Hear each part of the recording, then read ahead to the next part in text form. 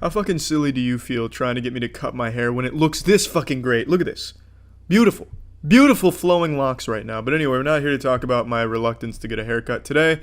We're here to look at one of the most baffling mysteries on YouTube, a channel called 5 Minute Crafts. They're one of the most subscribed channels on YouTube with an impressive 51 million subscribers. I think I should have that many. They might have stolen them from me, maybe a YouTube glitch. I'm not quite sure how they ended up with that number, and I didn't, because this channel makes no fucking sense. It's all about secret life hacks and cheat codes to the real world. Rub some eucalyptus oil on your butthole to prevent yellow pee-pee.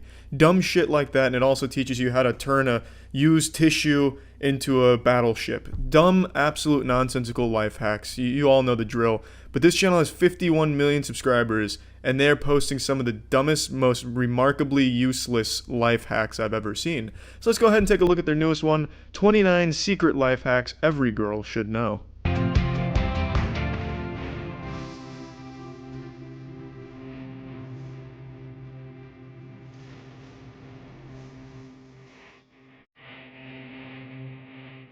Dry skin? Go ahead and make this unholy concoction in your witch's cauldron. That looks like Marvel's Venom. It looks like a goddamn symbiote. Why would you use this instead of lotion? What's the point?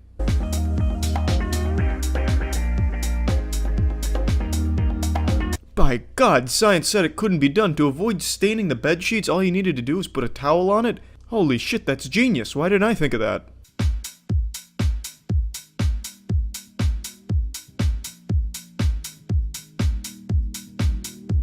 Well, that one is neither a hack nor a 5-minute craft. That is common sense. Oop, got a little period blood popping out of my butthole on these pants. Luckily, I'm wearing the second shirt. I'll just wrap that around it to cover it up. I don't think anyone's going to be in that situation, panicking, not knowing what to do, like they're fucking drowning in the ocean, and then all of a sudden, eureka! I remember from 5-minute crafts, they taught me to use this second shirt to wrap it up. Anyone would do that. You don't need a tutorial or a life hack magician's reveal here. Life hacks are fucking ridiculous, man. I think I'm gonna start my own life hack channel and just make these obvious ones like this, because this shit pops off on views and subscribers, so I'll do that myself. Hey, are you cold? Try long sleeve shirt. Your dick hard? Why not try jerking it off coming, and that way it'll go soft again. Expert life hack from MC McBigWiener Charlie Life Hack Supreme Connoisseur. I actually do have a genuine life hack though. If you want to significantly improve your life, go follow twitch.tv/moistcritical. I stream daily, would love to see you there. Twitch.tv/moistcritical, baby, fuck yeah.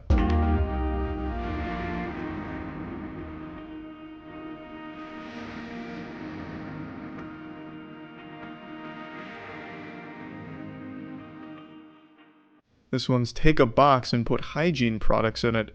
It's fucking genius. These truly are 29 super secret life hacks every girl should know. I just can't believe 5 Minute Crafts is even allowed to reveal this type of top secret information right here. You'd think it'd be protected under lock and key. Fucking Fort Knox. This type of information is too secret and too valuable.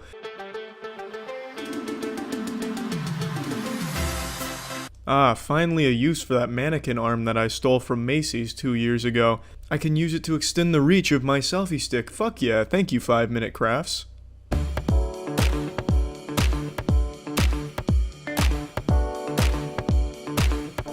This is the most primitive solution I've ever seen to any problem. Oh, shoe too big for foot, time to tape foot to shoe. Like honestly, it's like a caveman came up with this secret life hack here.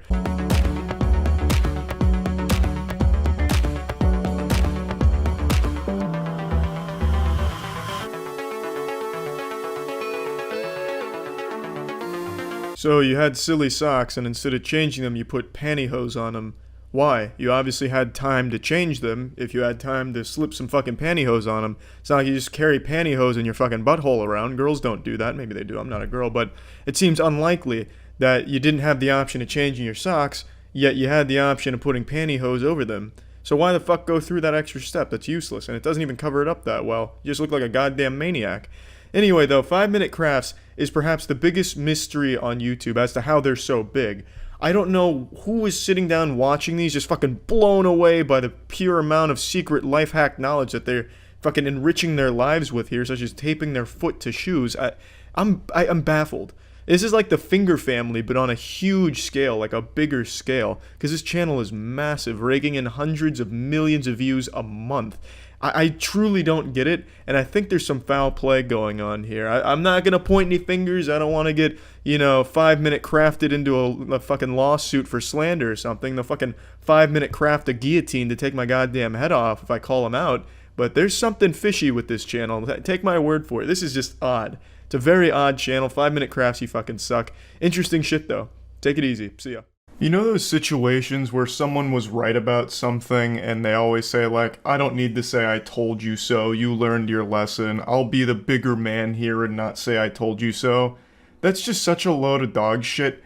I'm 5'6", I'm not that big a man, so here's me saying I told you so. About like 6 months ago, maybe even longer, on stream, I went on a massive tirade about how the majority of those primitive building YouTube channels were fake.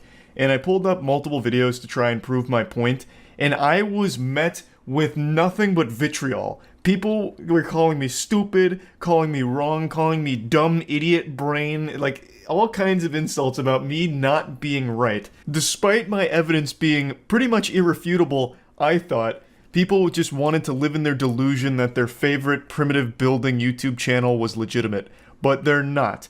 And a YouTuber named SunnyV2 posted a massive video that's done extremely well that most people have seen by now, which vindicates me, proving that the channels that I'm talking about were fake.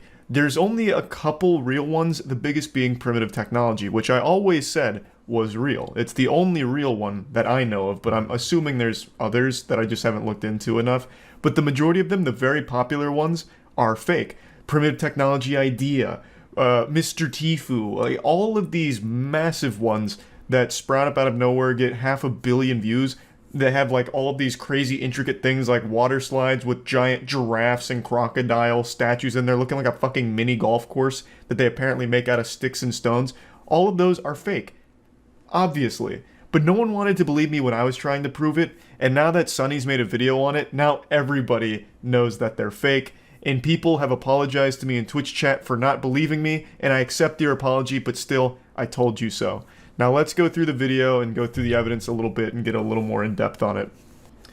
Have you seen the video debunking those primitive building videos? I actually still haven't seen Sunny's video on it yet, but I also debunked those videos on stream, and I was met like I was trying to teach teriology. No one believed me. I tried debunking it on stream because I was telling people that most of them, almost all of them, are fake, and nobody fucking believed me until SunnyV2 posted his video on it. Now I've been vindicated. But yeah, I still haven't seen his video yet. He came out with real evidence and explanation. Man, suck the dirtiest part of my ass. I came at you with, voice crack, with real evidence and explanation, but you guys didn't want to hear it at the time. I brought up like 3 different videos showing the aftermath of primitive building videos where someone bought like 10 acres of property and there was like multiple locations where they made those like underground primitive swimming pools and shit, and you could actually see construction equipment, tire tracks and all of that. And you guys were like, no, those are just naturally occurring jungle tire tracks. Like, I came at you with evidence and you still didn't believe me. Almost every single primitive building channel is underpinned by countless different lies, and we've got tons of evidence to prove it. Goddamn right we do. Now, we need to put an emphasis on the fact that this is a 500 million views per video. Users. That channel name is so shameless, Mr. Tifu. Is it supposed to like capitalize off Tifu being a popular YouTuber in the algorithm? I'm actually not super familiar with this one. Was that the idea behind it? Users continued to mention one name over and over, crediting him as legitimate amongst the sea of phonies. Primitive Technology. Yep. The 10.4 million subscriber channel, which is when going back to the beginning of these silent, relaxing videos, it becomes pretty obvious as to why they're credited. If Sunny plays the same videos I played in my evidence, I'm gonna be tight. Primitive Technology cuts no corners and shows how each stage of the construction is legit. Yeah, Primitive Technology is real.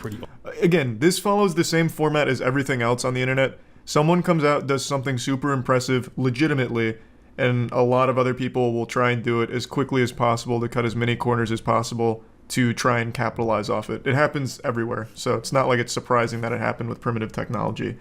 But yeah, he's legitimate. 100%. or blue. And it's a weird blue colour. Why is it so blue? Probably because they're probably spilling dye in or something. There's no reason for it to look so blue like that. Are they really creating these structures out of mud and sticks? Well, when you do a little bit of research, the answer to this question is most certainly no. The best evidence for this is found when I mentioned this as well. In all of these videos making these elaborate, luxurious pools in the ground here out of nothing but sticks and elbow grease, they have like the bluest water of all time. And they're supposed to be getting this water from like nearby rivers or springs that they bring back to their location using like hollowed out logs and making a network out of that. But that's just a bunch of fucking baloney. So in the rest of the video, you'll see the cameraman even mentions that they just bring water themselves and put it there. And in another video that I brought up on stream, also mentioned in Sunny's video, it's mentioned that the water that's at those pools isn't even close by. They don't actually use logs or anything. There's even like PVC piping and stuff in order to help with it. But that is just absolutely not even close to being real in any sense. frame they're in an 8-foot deep trench. Now, if they're digging this deep with sticks, how are they avoiding large rocks and potential tree roots from, you know, the massive line of trees seen just behind them? Are they being assisted by large machinery? Well, no, we'll get to they're that just in a very little bit, strong. but first, let's focus on the clip where a guy in a white t-shirt can be seen working on a project in the background. Yet, if No, that's just their cameraman. He's also using sticks over there in order to whittle out just a little stubborn branch is all. as the video would suggest. It is a large operation, as you may suspect, with a large team. I'm behind shocked. it. After he then offered to answer any questions we had about their channel, we attempted to figure out how many different construction sites before capturing over 8 minutes of footage with a drone. We'll refer to So you guys believe it when he puts this in his video? I pulled this exact fucking thing up in my rant on these things being fake. But now that he puts it in his video, you guys believe him? That is actually hurtful. That actually hurts my fucking feelings. There's initially a clip where 8 different workers can be seen standing around a rectangular hole in the jungle, followed by another grainier clip from a far distance, where somewhere between 7 and 10 people can be seen building a swimming pool. So to further explain this clip, which is something I've talked about at length, a YouTube channel named Photo Expression flew a drone around an area where a lot of these primitive builds took place. A lot of pools and structures like that. And he saw a lot of the aftermath, which is just a ton of trash everywhere, cement bags, tire tracks, as well as pointing out inconsistencies such as the amount of people that'll get like to work on these. So as you just saw, like teams of 7 to 10 in some cases, maybe even more. The cameraman even mentions that there's never really less than a dozen people working on a build. And this Photo Expression video just shows a lot of it and giving you a lot of insight into where the builds are taking place and how they're being done. Is when you compare his meticulous method of creating fire in the wild to the fire making of these Southeast Asian primitive channels, as mentioned previously, it becomes comical.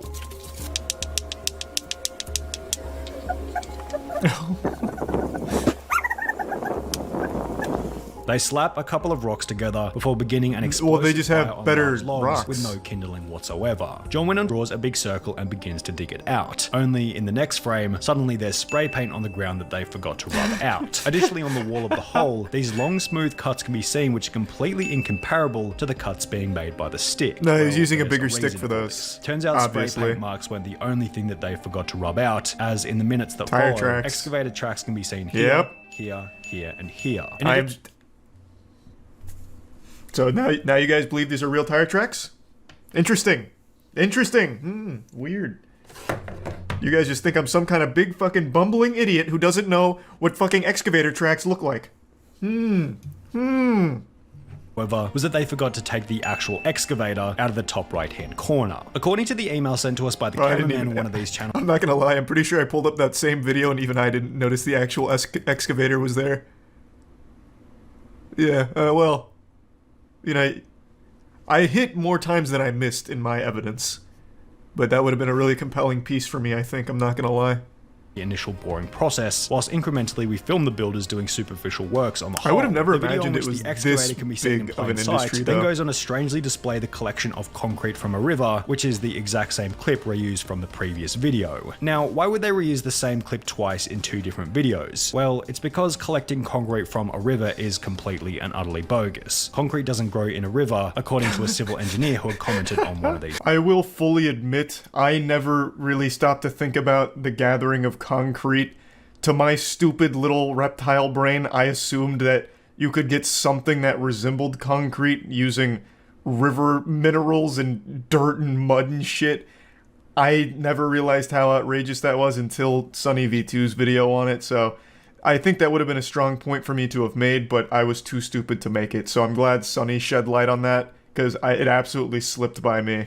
And I think it's important to note that even though it is clearly confirmed these are all fake except primitive technology and maybe a couple others, it's not going to affect them. People are still going to watch even knowing that because they just watch it for that comfort feeling like, oh, this is so satisfying. Oh, look at how cool that giraffe in the pool is. So it's not exactly going to hurt them, but it's at least nice that people will now finally know for sure that the shit is fake and stop trying to pretend that it's not. The WWE of primitive building. Yeah, honestly, at this point, I would go, like, full-blown showmanship here and just make it really entertaining. They should have storylines where, like, there's a rival builder, or, like, an evil construction man who comes by and tries to, like, tear their house down or something that they have to fight. I get real wild with it. Has their own unique method for creating natural concrete. This channel's concrete is simply a mix of dirt and water, which, if you think about it for 2 seconds, doesn't create concrete and rather creates muddy water or mud, which is just dirt after the water dries. This other channel gets a bit more creative with it. Expression had stumbled upon various completed primitive builds, also showed that after these channels are finished building, the sites are simply left to rot. This video doesn't speak for every Southeast Asian primitive building channel, but in this particular case, rubbish was left everywhere, including, as you might guess, cement bags. The fact that the videos are fake isn't were attached together then used to siphon water from a river to the pool, only there was no river. Photo Expression found the exact site of this pool, then stated in his video that in reality, the closest water source was more than 6 kilometers away. Instead, he found a bunch of blue plastic piping attached to a tap in the ground. The funny part is any scene where you see them sourcing water from some magnificent waterfall or lake, they're actually going somewhere perhaps hundreds of kilometers away and pretending to take it back. The video in which Photo Expression... This camera guy seems so nice. Like, he just seems like such a jolly guy. Just, like, actively making fun of them while still working for them. Well, that's a big I told you so moment for me there. Thank you, Sonny. I've been vindicated. In fact, I built 3 mansions already. My man. They hated him for telling the truth. Yeah, I was just ahead of my time. Like Galileo.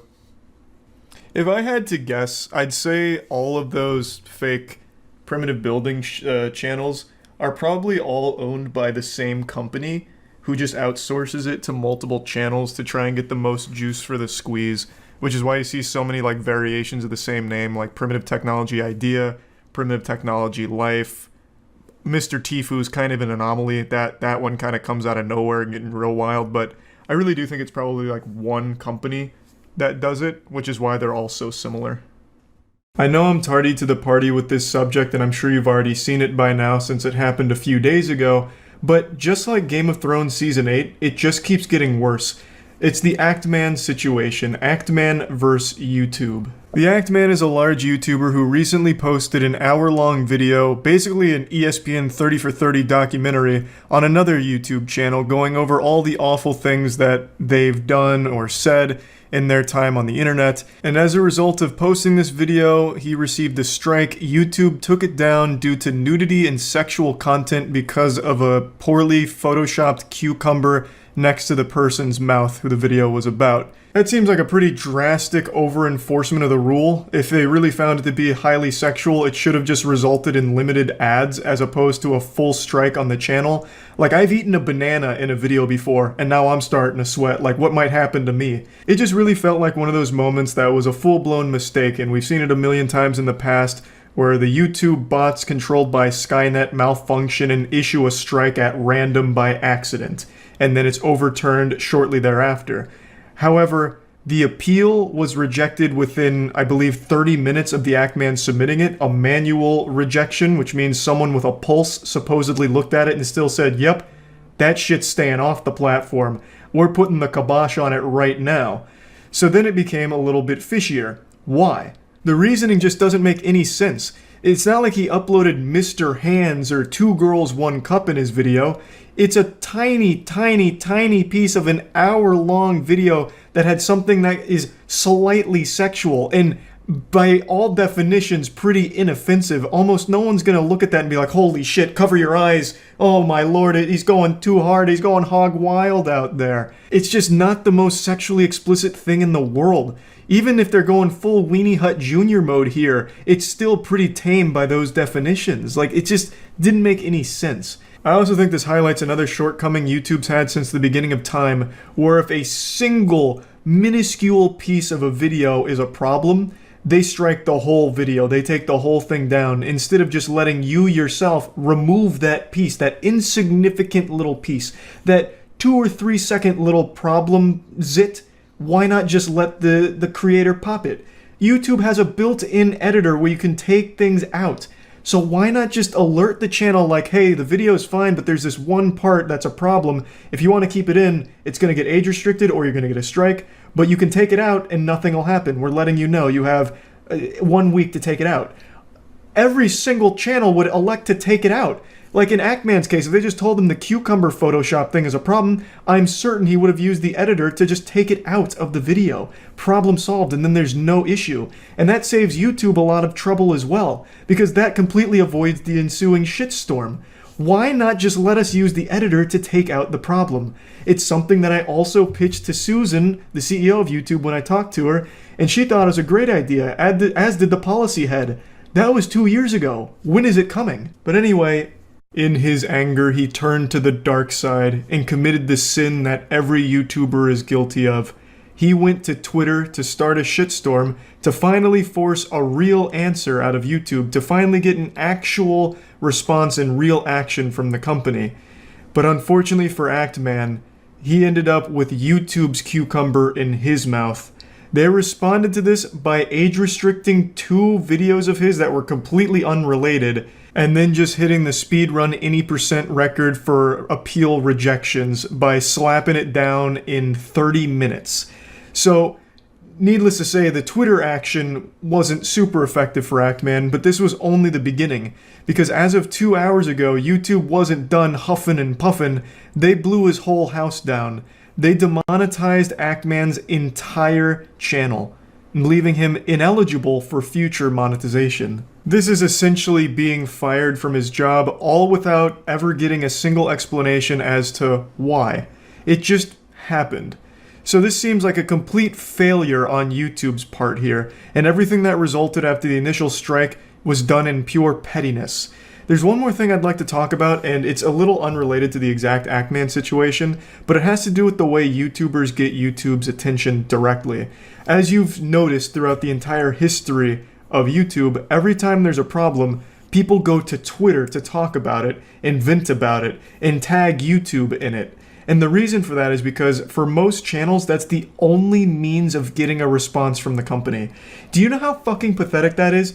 To have people like Actman, who are essentially employees, having to go on Twitter and publicly whine about their boss. That's so demoralizing. Having to grovel at their feet, cry and beg for just a little scrap of information as to what's going on and if they can lend a little hand to fix a problem. That is just the worst system of all time.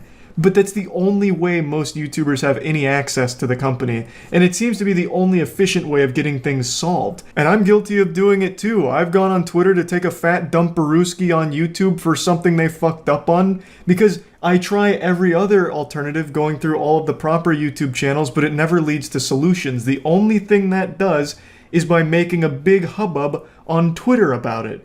It's just so pathetic. No YouTuber or anyone wants to be publicly whining on Twitter about a problem.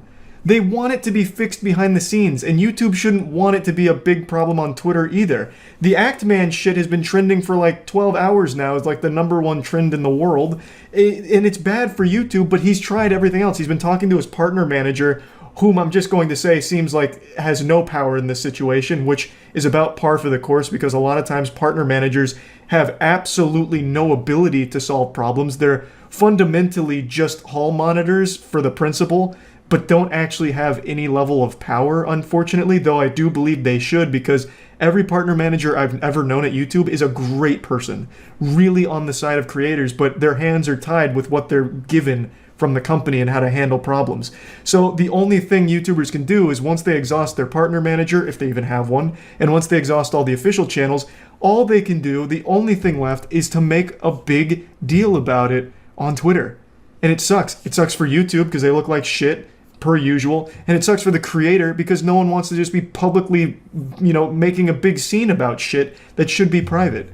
It's just so frustrating that it's been like this for years with no signs of changing. They need to improve the communication.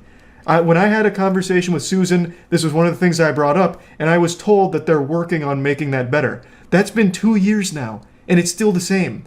And unfortunately, in Ackman's case, it backfired on him because YouTube got upset about it and started really blasting his whole channel over the issue. Even though they only had a problem with one video, for some reason they extended it to his entire channel, which seems to be purely done out of spite. Regardless of how you feel about Ackman or Ackman's video that started all of this, I believe everyone can agree that the strike is utter bullshit. There is no grounds for nudity and sexual content strike here.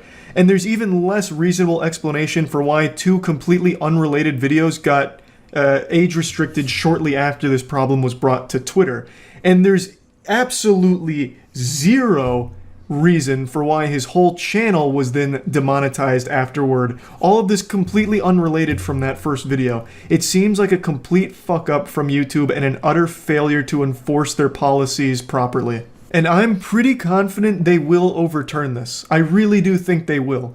I think at some point it'll go up the right chain and the right people and they'll realize that all of this was a big mistake and they'll overturn it. But they need to not only accept responsibility, but improve the system that keeps failing the platform. There's no reason, again, why YouTubers have only one course of action, which is to go to Twitter. Partner managers need more power to fix things. There's just no downsides to giving partner managers more power. Legitimately, only good things can come from that. It's not like it's gonna birth Dr. Doom. There's not gonna be some rogue YouTube employee partner manager who just becomes a supervillain and, uploads Goatsy on everyone's channel or some shit. If a partner manager has more power and can actually solve problems like Ackman's here, which would only take a couple of seconds to recognize that this is an over-enforcement of their policy and a mistake, then that whole problem gets shut down immediately, and it never makes it as far as this one has in the public eye, where now it's a huge thing on Twitter and YouTube and Twitch. A lot of people talking about it on Twitch too because it's such a big, wide-ranging issue. None of that happens if a partner manager can just solve it themselves. But unfortunately, we don't live in that utopia. We're fucking condemned to this dystopian Narnia where YouTube has this archaic, awful system in place that nothing ever gets solved unless there's an absolutely massive public backlash against the company. So now everyone sees how stupid YouTube looks and how mismanaged and dysfunctional these systems are, and it's a bad look for the platform. It's bad for creators, and it's bad for the platform that there is no actual way of solving problems privately. It has to be done publicly in the public eye on Twitter in order for things to get solved on YouTube. That's so silly. Give YouTube partner managers more power to fix problems, and you solve a lot of reputational damage to YouTube. They can avoid so much conflict in the future if they just give those partner managers the ability to fix things. Everything that's happened to the Ackman this week is absolutely terrible. It's awful, but I am confident it's going to get overturned and fixed. But it's still extremely embarrassing for the platform as a whole that the only way these things get fixed is when there's a big enough public backlash for it. There just needs to be a better system in place, or this is going to keep happening forever, as it has been for the last decade. Just fucking fix the problem. Partner managers really do everything they can to help their partners on the platform, but they just don't have many tools of helping. Give them those tools, and you will stop issues like this. That's about it. That's about it. See ya. Today, it all ends. A journey 7 years in the making. There was actually more time spent building up to this conclusion than there was for the entire Phase 1 of the Marvel Cinematic Universe, and this is a story far more important and far more special. This is the story of Michael Superbacker and the Air Umbrella. I've covered this story for the last 4 years. I made my first video about this situation 4 years ago. To break it down, there was a Kickstarter scam called the Air Umbrella, which promised to deliver some kind of fucking Harry Potter level device where it's a umbrella that just shoots a bunch of air out to deflect rain and keep you safe and dry like an invisible force field. It was able to squeeze $100,000 out of gullible people's piggy banks, and among those people was Michael Superbacker, our anime protagonist. When he didn't receive his air umbrella on the scheduled delivery date, he got a little upset, so he posted a comment wondering, where it was. Did it get lost in the mail? Did the mailman steal it perhaps? Can he get a replacement? Just asking questions, and then when it became more clear that it was a scam, he got very upset. Eventually, the Air Umbrella staff and team basically just goatseed themselves in the comments saying, yeah, we're done with the project, get the fuck out, fuck you guys. But Michael Superbacker wasn't taking this lying down. He stayed in the Kickstarter comments fighting for 7 years, demanding they forge him the legendary Air Umbrella Excalibur. And I even made an update to the story only 3 months ago, just letting you all know that Michael Superbacker is still out there, demanding that Air Umbrella arrive at his doorstep one day. And now I am happy to say, thanks to the help of sufficiently advanced Alan, an incredible YouTuber, Michael Superbacker has finally gotten his chance at an Air Umbrella. Let me show you what's going on. First tab. Oh yeah, we can watch the Air Umbrella now. So Alan hit me up a couple weeks ago about the Air Umbrella. He was inspired by the Michael Superbacker story, which we've been covering for the last, 4 years? Sporadically? So, he apparently made his own real Air Umbrella for Michael Superbacker to complete the saga. I haven't seen the video yet, but I did know it was coming. And I'm so fucking excited. I feel like Michael Superbacker, upon actually receiving an Air Umbrella, is just going to fade away into dust. Like his time on this realm will end, because that was his last purpose, the only thing anchoring him to this realm. More on them later. Kickstarter Oma, and Monopoly. is full of scams. Allegedly. I mean, look at these real useful products. For sure. A laser razor. Not allegedly. You got a coolest Very cooler. much so. You've got whatever this thing is. This air umbrella shelters you from the rain. Yeah, using baby. A powerful stream of air. No, seriously, what the hell is this? It's a CAD model of a stick? How did Yeah, it's a 825 people tampon, fall for this? kinda. What is this guy doing? He's zip-tying Hitachi a wand. stick onto another stick? Nothing is going on. What is this montage? No, you don't The talk. air I am umbrella talking right now. Is currently in the stage of research. There's and use of Sam and development. Moza. Research D's nuts. Campaign. And I'm seeing a lot of them from Yeah. one guy, Michael Superbacker. That's the boy. 238 of them are Michael Superbacker. That means, on average, he has left a comment here every 10 days asking where his Air Umbrella is for the last 7 years. This is He has actually done that, so a little heads up for anyone unfamiliar with the Michael Superbacker story. The Air Umbrella was a Kickstarter gone wrong. It was a big scam. Got $100,000. Michael Superbacker, along with others, were demanding their Air Umbrella. And they all try the same thing everyone that's going through the stages of denial try, which is invoking the Kickstarter code of we are owed a refund. And when that didn't work, Michael started treating this like his sailor's log. It became his diary. So he's written on the comment section of the Air Umbrella so much. I've learned so much about Michael as a person just through his comments on that Kickstarter. It's so good. It is one of the most interesting pieces of internet lore. Maybe we'll get an extra present/reward smiley face. If This will only be he the last knew. smiley face Michael ever commented on this page. A few True. months go by and Michael starts having doubts. It said a December delivery. It's January 9th and I haven't received my umbrella yet. Thanks to the Are resub they sim. already sent out? Where the is my money? Where the There he is. motherfuckers? Pretty much the only person left actively leaving comments on the page. Standing Hello? atop that I've pile been of literally corpses. asking the mailman every day. Is it here? Is it here? He just looks at me with a sad face. Please send my product soon. Thank you. I love Michael. That brings us all the way to this year, 2021. 1 week ago, day 2582. The search goes on. I want to make Michael Superbacker a real working Air Umbrella. And I'm Yes, not the only one who what a has been on this saint. journey. Michael is a man of focus, a force of nature so powerful not Oh, even the air umbrella I'm can flattered. stop him. Charles White is the only person who I'd call a Michael Superbacker expert. Hello? Hey, Hey, Charlie, thank you for taking the call. We're doing this interview in a van. that sounds fitting for something like the air umbrella, really. What? I like to imagine him as just this mysterious air umbrella spirit of vengeance. The reason I'm calling you is I want to try and make Michael Superbacker a real working air umbrella. That's so fucking cool. I think it's like that last piece of his identity. Like, once he gets it, he will be whole. I sent Michael an email, and I messaged him on YouTube. And I He's a tweeted prime him Atlas. over a period of 2 months with no response. It's time to get serious. The Michael Superbacker YouTube channel has 0 He hired a videos, but private does have eye. featured channels. He's been commenting on my channel for the past 2 years, so I did recognize his logo. Is he talking about Wait, Air what? Umbrella on your channel? No. Hold on, what? I didn't know that. This is so thorough, Alan. He really went like full, like Sherlock Holmes on this case. Who does he like on YouTube? Audrey. I can find her. And using Audrey, I can get to the source. Maybe the I got 1,000 subscribers without posting is kind of a flex. He was the first comment on one of your videos. First, Happy New Year, Audrey. That's a little. Like, he was the... That's a little wild. Oh, maybe he's dedicated. Michael Superbacker won't reply to me, but he will reply to Audrey. Would you be willing This is to genius. follow him back on Twitter for me Fuck. so that you can send him a DM?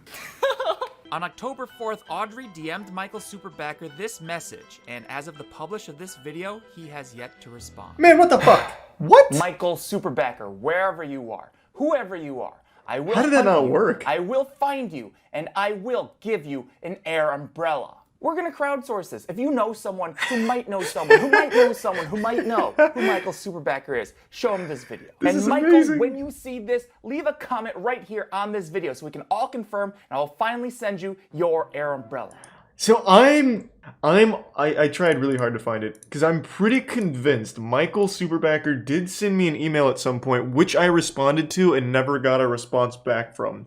I feel like maybe Michael Superbacker is a hostage and he's only allowed internet access in like brief moments of recess, like very sporadically over the last 7 years he's been able to use the internet, and he spent the majority of that time commenting on the Air Umbrella post as maybe a cry for help. Maybe if you went through all 238 comments he's left and like take the first letter of each comment over the 7 years, it like spells out his location, longitude and latitude or something. But I'm almost certain, though I couldn't confirm it, that he did email me once. So I know he is like a living, breathing person. He's not like Cleverbot. Not that that's helpful to the search, but I'm almost certain. Well, that was easy. Well, that search didn't take long. He was probably the first comment on this video. I've commissioned what is probably the closest thing in the world to what the Kickstarter promised to deliver. Can we try it out? That looks pretty good. Now I'm gonna be a man from the future. It's just a leaf blower. Lay it on me! Oh yeah, okay, that didn't work very well. Keep going, it might work! Oh no, I can't believe it didn't work. But that's when Simone came up with a brilliant idea that was really Thanks, obvious Prime Jordan. in hindsight. Hope you like it, Robotic. That's much better. Let's see how well this works. Oh! That's like legitimately like the force field that the Kickstarter claimed would be for. Yeah. If that air That's umbrella pretty, was the size well, that was of a pretty obvious. I don't know why I didn't think of that. That. We're gonna try the hose on the mist setting first, because this is about like as light as it gets. It's like a gentle drizzle. I'm just gonna back into it. Well, I like to imagine Michael Superbacker really will use this. It goes sideways. He'll walk around New It York comes with down, it this goes during the sideways. rain. Mist. It works with mist. It does work with mist. He's the Prime 3, Internet 2, 1. Lord in the resub Anthermy. Oh, it's kind of working. Are you getting... Now, what if we double-fisted this? What if you had two taped together in a bigger head? Just when I thought things couldn't get any better, God himself got involved. In case you didn't know it, Thanks, it Resub is wet Rinny. outside. We're LA. We're always unprepared for the rain. Come on. I don't own an umbrella. Oh because my god, it's this is rare. this is actually a sign. This is a sign. Future of umbrellas is not a tuba. It's for you, Michael. I think this is working. Thanks, Resub Gingerbet. and then the rain turns back on. It passed the final test. Real rain. Dude, that is until the rain's picking up. I'm getting drenched, so go. It seems to be working. It's not working anymore. We just need a bigger... It needs to be like an absolute massive cannon. Hey, you're buying me lunch, right? Yeah, I'll get This you is a so photo. cute. Yeah. His 7-year-long journey's finally come to an end. I want to thank Bluehost for sponsoring this part of the video. If you didn't Oh know, my Bluehost is one God. of the largest website hosting providers and it already Michael, powers millions of websites. They've got here's this to web you. builder that's really style. I have no doubt he also set a speedrun world record. No, but this is the real Michael Superbacker, I can already tell. Yeah. Look at the merch, where is it? Oh, here.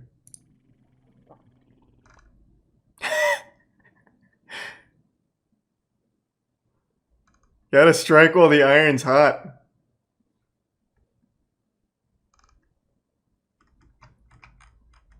I say, yeah, let it fucking ride, Michael. He's trying to get his money back. Well, yeah, but now he's got an air umbrella. It only took them 7 years, and they changed manufacturers. Many of you know one of my favorite channels on YouTube was All Gas No Brakes. I'm using the past tense because All Gas No Brakes, as we know it, has been put in the dirt, buried, sent straight to hell by a predatory company called Doing Things Media. That is our anime villain for this arc. So just to give a brief background on everything, All Gas No Brakes is a channel fronted by Andrew, who's probably the last great journalist. He is the final raid boss of beautiful journalism. He goes to the goofiest conventions and meetups and puts a mic in front of them and a platform to just express their deepest inner thoughts. A lot of times they come across like actual lunatics right out of a fucking asylum, and then other times it's actually pretty informative. Andrew's microphone is like a Millennium item from Yu-Gi-Oh! Like, this shit is an actual magical item that somehow draws out the crazy from anyone he puts it in front of. It's so fun. Like, he'll go to Talladega and he gets like 40 people that for some reason are all talking about butthole. It's incredible. Everything Andrew posted on All Gas No Brakes was gold.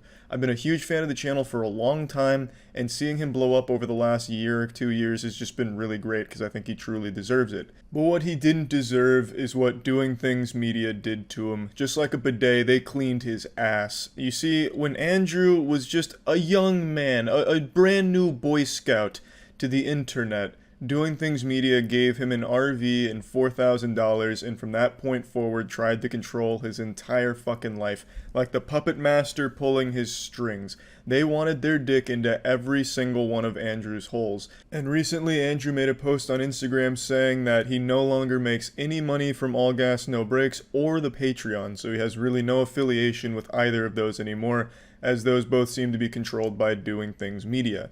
This means something must have gone awry with the deal that the two had, and Doing Things Media has completely locked him out of the empire he built. Now, if I had to hop in the mystery machine, eat some Scooby snacks, and take a guess at what went wrong with the contract, I would wager that Doing Things Media was taking an absurdly high percentage, like a lot of these companies used to do, like Machinima and shit. And as Andrew continued to grow, he became less comfortable with the massive percentage they were taking from his cut. So he probably wanted to renegotiate the contract, to which Doing Things Media pissed their pants, flipped over a desk, and kicked Andrew out of the office, spitting and cursing his name, which leaves us in the situation we're at now. I went over and showed a lot about this on stream the other night, so I'm just going to play those clips, and then after that I'm going to go a little bit more in detail. All Gas No Brakes. As many of you know, that was like one of my favorite channels on YouTube. I don't know how many of you know this, but All Gas No Brakes is dead. Oh, Jesus. Andrew, the guy, is not dead. I mean the channel. Sorry. The channel is dead. So, definitely phrased that poorly. The channel is dead. What happened is the deal between Andrew and the parent, Doing Things Media, has led to him being thrown off of this channel and the Patreon. So he no longer makes any money from All Gas No Brakes channel or the Patreon because Doing Things Media is a predatory piece of shit. Yeah. So All Gas No Brakes, the channel, is gone. I'm sure they're going to try and move on without Andrew, considering that's all they have. Doing Things Media is truly fucking horrendous. Look at what they own. Literally all they have is Instagram meme pages that steal other people's memes. And then for some reason they also had All Gas No Brakes. It's so fucking sad.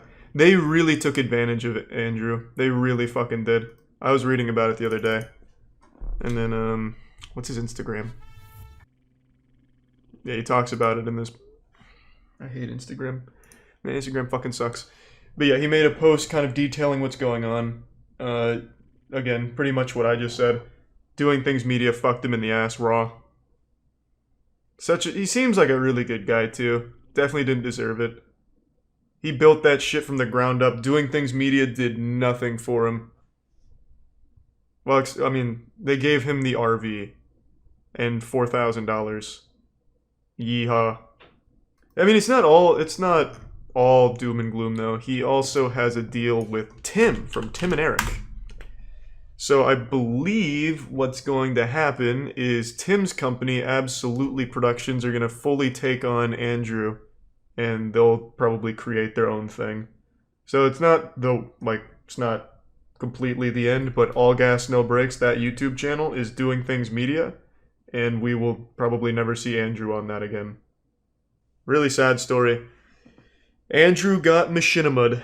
Now, it's important to note that Andrew never says Voldemort's name. He never mentions Doing Things Media. However, he does mention that the root of all the evil that he's experiencing right now comes from a contract that he signed with an employment company that with a production company that loaned him the RV and shit like that, which Doing Things Media did. So, I mean, it's pretty clear that it's most likely Doing Things Media. I'll keep it a little open-ended because ambiguity is pretty cool, I suppose. Creates a nice mystery. But I think we all know who's behind the mask here. Doing Things Media is a conglomerate, I suppose, that literally only steals memes. Almost everything they own is Instagram meme pages that they lift from Reddit and Facebook. It's pathetic. I don't know how they got so lucky to have this golden goose with All Gas No Brakes. It's fucking wild to me. And what's even crazier is they have the chutzpah, the gall, to think that they can continue to run the All Gas No Brakes channel without Andrew. That channel is Andrew's expression. People tune in for Andrew doing these interviews. I don't think there's going to be too many people excited to see his Season 2 replacement where they bring in fucking Paul Blart to do the interviews at FurryCon or whatever. It's not going to be the same, and people aren't going to watch it as much, and it'll eventually fizzle out and die like a little wet fart into the wind, and All Gas No Brakes, that beautiful channel, will be going out with a whimper instead of a bang. All because Doing Things Media is greedy and overconfident in themselves. Even on their own website, they say All Gas No Brakes grew on Instagram as if it was their doing. Like, them posting an All Gas No Brakes clip on a fucking meme page of golfers doing things helped them in any way. Andrew grew this shit on his own. He pulled up his fucking bootstraps, pulled that shit up to his goddamn nipples, and went hard on great content. Doing Things Media did not grow this channel. Andrew did. And they kicked him out of his baby. It's sad. I really cannot believe the hubris of them to think that this was in any way a good idea. This company should have been fluffing Andrew's dick when it was soft, bending over backwards for him. If he wanted to spit in their face, they should have accepted it with an open mouth. They only have Andrew. Everything else they own is not even close. It's all fucking meme pages that are dying on their own. It makes no sense that they would think that they can strong-arm Andrew when he should have all the power in negotiation since he is their biggest outlet. Now, of course, you could say, oh, but Charlie, some of the pages they own have more Instagram followers than Andrew had subscribers. But there's a big difference between an Instagram follower that doesn't engage with your content, where like on fucking golfers doing things you have 200 likes on the newest post and shit like that, versus a massive YouTube channel pulling in millions of views per video. It's not comparable at all. Andrew, on every single one of their things I looked through, is by far their biggest. And for some reason, they decided to try and slap him around a little bit, and it didn't work. Andrew is no longer associated with it, and I don't understand how Doing Things Media thinks that they were in any way doing a good thing here. They lost their golden goose. It would have made more sense if they just tried to appease him and kept him under the Doing Things media blanket, considering he's their most well-known and biggest one. It's so fucking dumb. And it's absolutely shameless that they take from Patreon, too. Locking him out of his own Patreon, as if they had any role in that. That's people that directly wanted to support him and the channel, and they're taking that shit away, too, which is fucking crazy.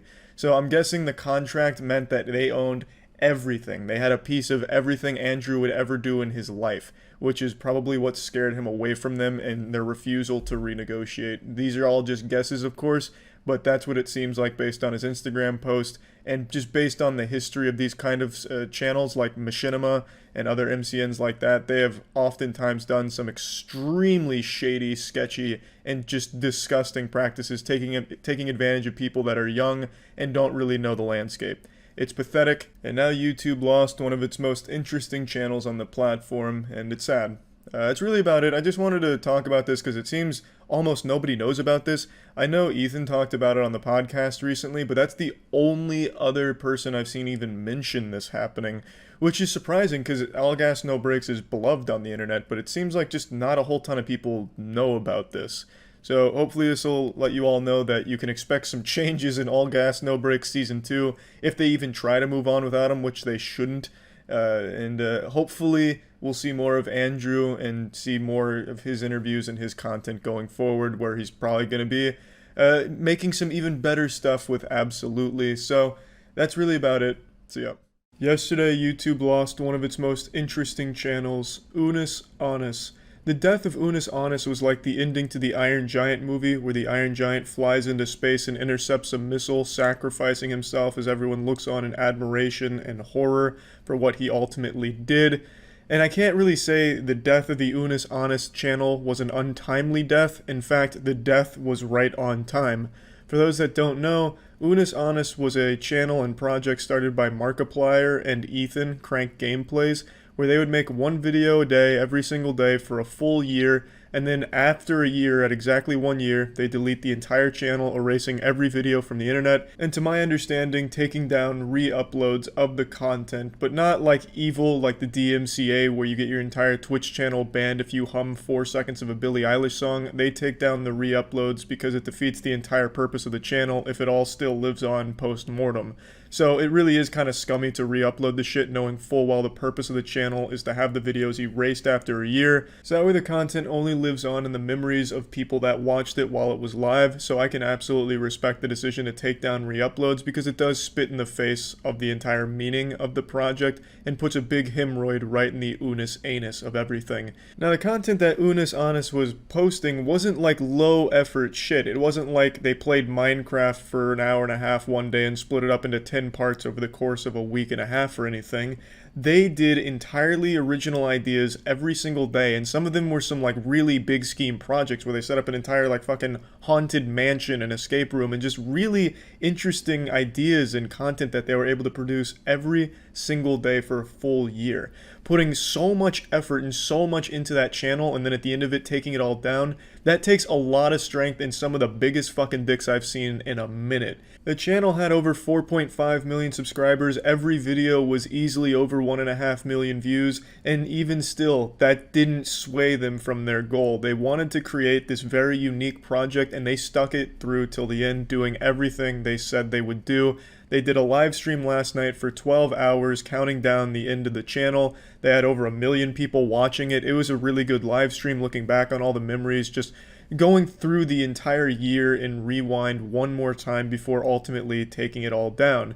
It was an extremely interesting live stream. I didn't get to tune into a ton of it, but only like 3 hours in between me getting unhealthily addicted to Demon Souls and playing that on stream for like all day.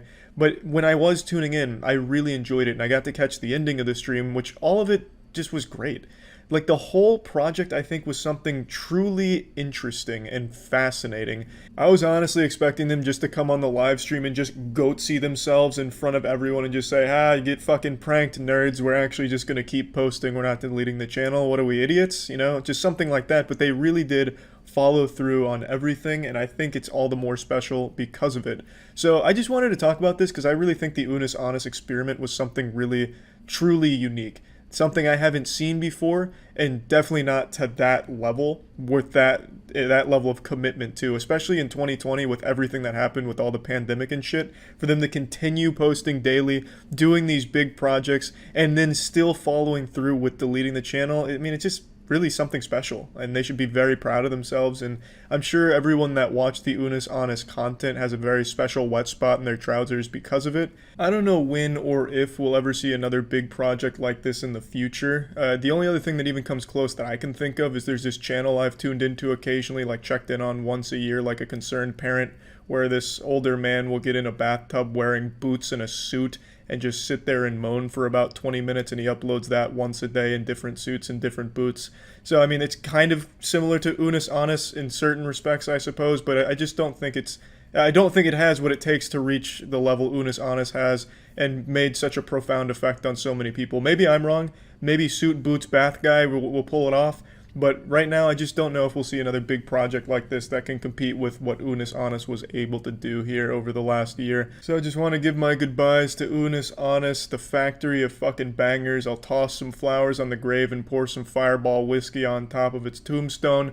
Also heard Ethan was talking some shit about me during the Unus Annus live stream. So you're real lucky that it was ephemeral, Ethan, and that there's no record left of you talking shit, because if I saw that, Hulkmania would run wild. I'd take your ass right to the WWE SmackDown WrestleMania. I'd throw your ass in some kind of confusing Kama Sutra pretzel hold submission style and start biting your goddamn nipples off or something. I'd get fucking vicious talking shit about me behind my back. Have you no shame, you cruel, cruel man. But anyway, really just wanted to talk about Unus Annus because I thought the whole thing was great and it's just a pretty cool thing. So that's about it. So yeah.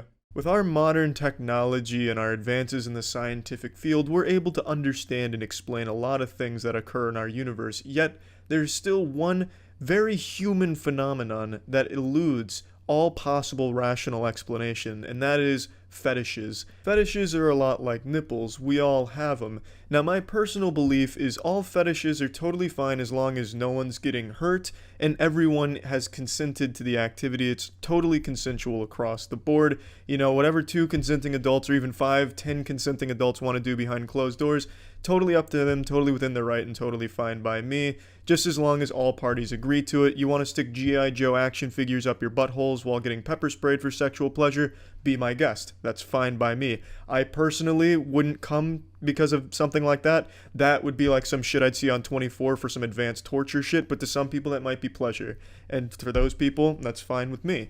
Now, that being said, if you're gonna put your fetish on YouTube, well, I think it's totally fine to make some jokes about it. Today we'll be exploring the wild and wacky world of clown fetishism, honk honk, and it's a fucking doozy. I can't show you half of the clown fetish videos I found on YouTube because a lot of them are just genuine porn. I watched an uninterrupted 5-minute porn scene between 2 clowns that had nudity. I don't know how half of the clown fetish videos are still on YouTube, maybe for educational purposes, or maybe YouTube's jerking off to it themselves. I really don't know. But I can show you a few of them that really capture the fetish in essence. Hey, Daddy. I've missed you. Where have you been? I want to be your boyfriend. No, this is not a sneak peek into the upcoming It Chapter 2 movie. This is clown fetishism. I've been having a hard time debating with myself whether or not the video is real or a parody of clown fetish videos. It's really hard to distinguish for sure because a lot of clown fetish videos are very similar to this, just with nudity and a couple other people and nipple clamps. So it's really hard for me to deduce whether or not this was a genuine attempt to tease clown fetish enthusiasts to get them ready for action, or just kind of taking the piss out of clown fetishism. I really don't know for sure, but god damn it, it's definitely worth sharing regardless. Daddy, do you like my hair? Is my hair pretty? Do I look pretty for you? Hey, Daddy, I know what you want to do. Do you want a balloon animal?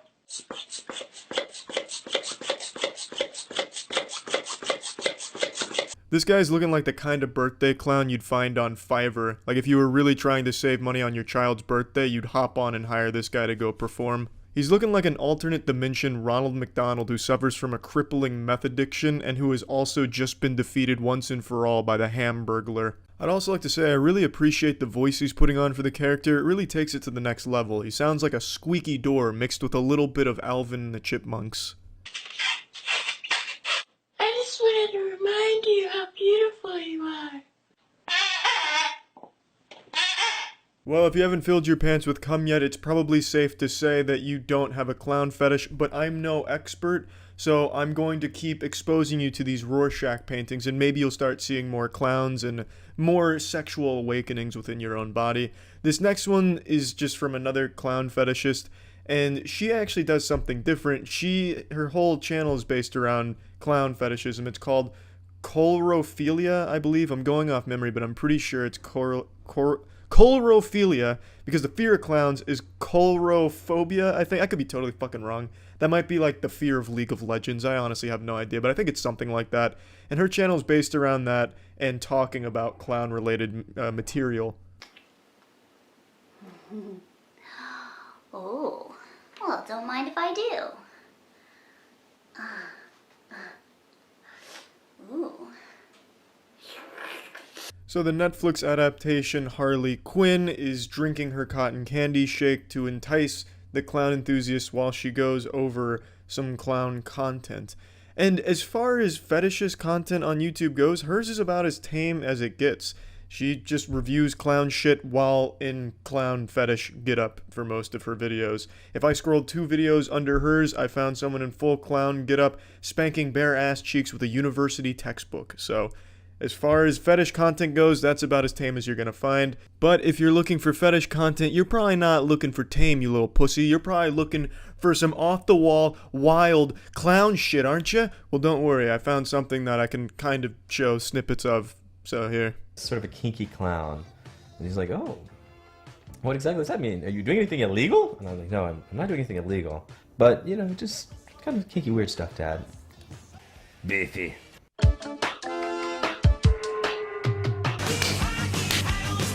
That was Ouchie the Clown. Ouchie the Clown's kind of a pioneer when it comes to the fetish. He even worked with some of the greats like Penn and Teller. I don't know if they're clown fetishists themselves, but they definitely collaborated on slapping some ass cheeks around and clamping down on some tits. These are the only 3 that I could find that I could even show on YouTube in any capacity, which is a fucking letdown. I was hoping there'd be more that I could show, but almost none of them are gonna fly. So unfortunately I can only show you these 3, but I've seen probably like 10, maybe like 15. No erections, so I don't think I have a clown fetish, but I guess you never know, maybe I haven't met the right clown. But I actually hypothesize that clown fetishism is going to be on the rise in the next year or so, because the clown emoji is so widely used all over Twitter and the internet in general.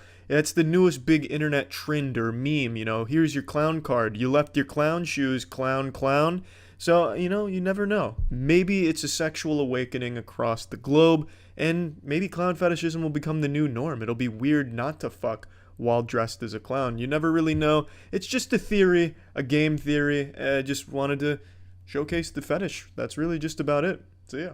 Weird fetish videos are a lot like Tony Hawk's Pro Skater 3. Absolutely fucking gnarly. I'm always fascinated by the amount of bizarre fetishes that I can find on YouTube, and today I found a great one.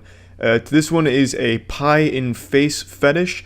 I think that kind of speaks for itself. I don't need to explain exactly what it is. However, God, I don't think you're prepared for just how fucking amazing it is. Let's just get right into this sensual action. I hope you all got a condom on, because you're going to be blowing some fat loads here.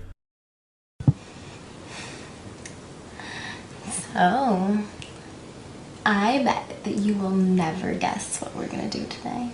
I wouldn't be too sure about that claim right there. I wouldn't bet on that one. I think I could venture a pretty accurate guess as to what will unfold here today. You see all these pies in front of me? Oh yeah, I see them. I haven't taken my eyes off those pies. Ooh, you just pointed at my favorite pie. Getting excited, aren't you? Mm-hmm, yes. Don't laugh at me. Don't laugh at me. What the fuck? Every single one of these pies is going to be smashed into my face.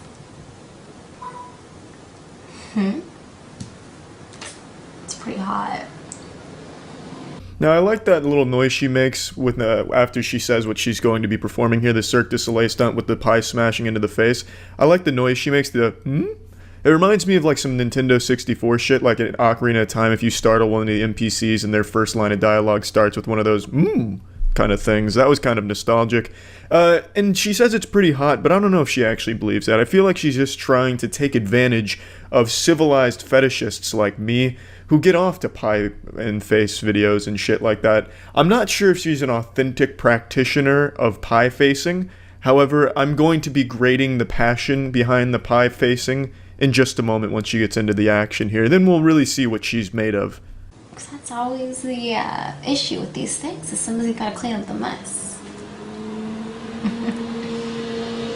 Dynamite. I don't know who the fuck is drag racing outside, but they're hauling some serious ass. I guess she's doing this on the set of the new Fast and Furious or something, or maybe she's at like a Formula 1 race or something, but that man was really pumping some dick out there in that car. Now, she just keeps teasing us with a lot of foreplay before getting into the actual pieing of the face, so I'm going to skip a little bit here. I'm also going to have to do some zooming in on her face instead of showing the video as is, because she takes her dress off and she's just in a bra, and I don't know if I'm allowed to have that shown. So just to play it safe and err on the side of caution, I'm just going to show us what we really want to see, which is the pie in the face. We don't really care about the bra titties and stuff like that, so that's just giving you a heads up.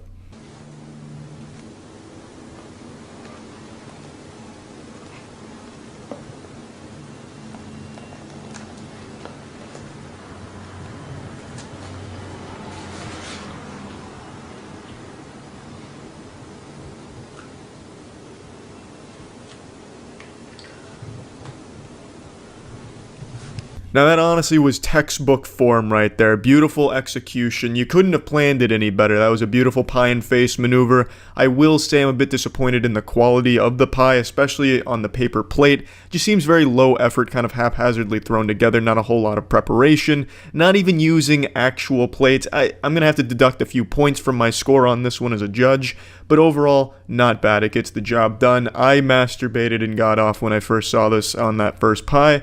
And just look at her face. It's clear that she does love this. She has a very clear love of the sport for pie facing. It's the face of euphoria right there. It's fucking horrifying. It really looks like in the Bleach anime when Ichigo is first becoming a hollow. It looks like that fucking mask.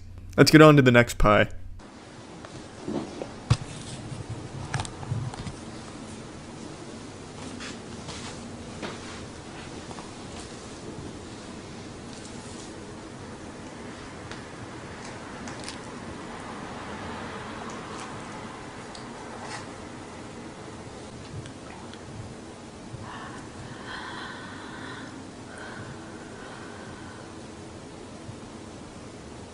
I don't know what kind of psychopaths find this hot, but this shit's disturbing. It looks like some type of old 1980s horror movie poster about a candle wax demon come to life. It's like a really fucked up modern art piece. It's like the Scream if it was the Cream.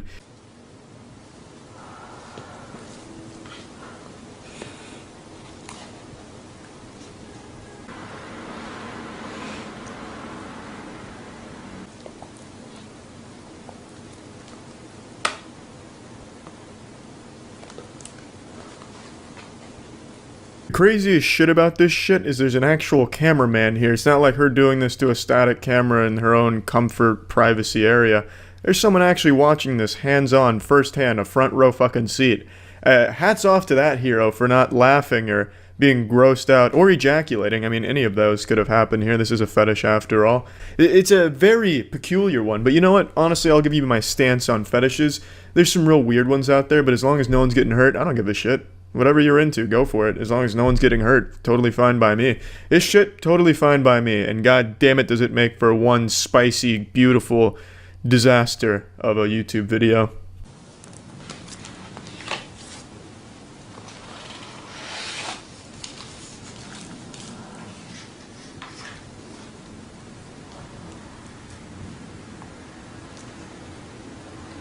Now, one of my favorite things when watching these bizarre fetish videos is reading the comments from the people that enjoy them, the pie and face enthusiasts in this case.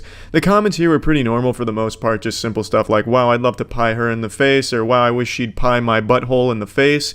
but there's one person in particular that left perhaps my favorite series of YouTube comments, so let's turn our attention to those for a moment. We have to girl who was in my your own home. Now, truer words have never been spoken.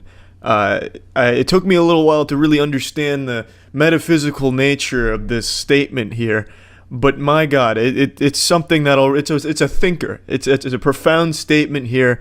Never before has a YouTube comment been able to convey so much emotion in so few words. It truly is have girl who was in own home of hers. And now I understand a couple of you are probably confused, so they came back to clarify by saying you. So now it all makes sense. And even if you still don't understand, they replied to the comment again for further clarity by saying face. So you put it all together and we have to girl who was in my your own home, you face. So thank you very much for the beautiful words. And of course, thank you to the woman who made this beautiful video. It's truly fantastic. So thank you. That's it. See ya.